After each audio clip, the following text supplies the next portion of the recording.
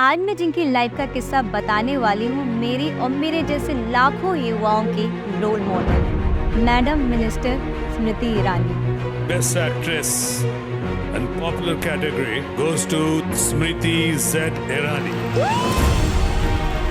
हम जिएंगे तो इस भारत के लिए और मरेंगे तो इस भारत के लिए, और मरने के बाद भी गंगा जल में बहती हुई हमारी अस्थियों को कोई कान लगाकर सुनेगा तो एक ही आवाज आएगी, भारत माता की जय।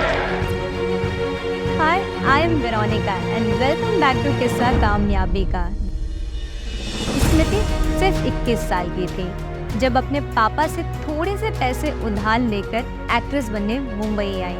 उन्होंने कहा 1 साल के अंतराल में ये पैसा तुम लौटा दो तो मैं ये पैसा दे सकता हूँ, अगर ना लौटाया तो जहाँ कहूँगा वहाँ पर तुम्हें शादी करनी पड़ेगी। लगातार एक के बाद एक ऑडिशंस देकर, कास्टिंग एजेंसीज के चक्कर लगाकर, मुंबई की गलियों में दौड़ धूप करने के बाद भी बात कुछ बन नहीं रही थी। देखते ही देखते स्मृति के पैसे खत्म होने लगे। अब घर के छोटे मोटे खर्चे, बिल्स, ये सब उनकी आंखों के सामने घूमने लगे। तो स्मृति को लगने लगा कि वो ये सब कैसे मैनेज करेंगे, और उनको बॉम्बे में सरवाइव भी करना था।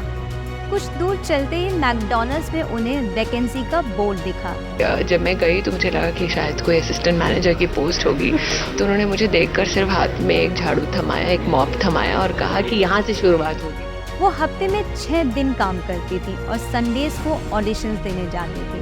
कई जगह से रिजेक्ट होने के बाद स्मृति को एक ऐसी अपॉर्चुनिटी मिली जिसने उन्हें रातों रात टेलीविजन स्टार बना दिया। 1 साल का अंतराल जब खत्म होने वाला था, उससे 1 दिन पहले मेरी मंगनी करा दी गई और अंतिम दिन पर सास भी कभी बहू थी का मैंने कॉन्ट्रैक्ट साइन कर लिया। फर्स्ट साफ करने से लेकर एक फेमस टेलीविजन स्टार बनने तक स्मृति की पूरी जर्नी उनके हार्डवर्क एंड डेडिकेशन को शो करती है।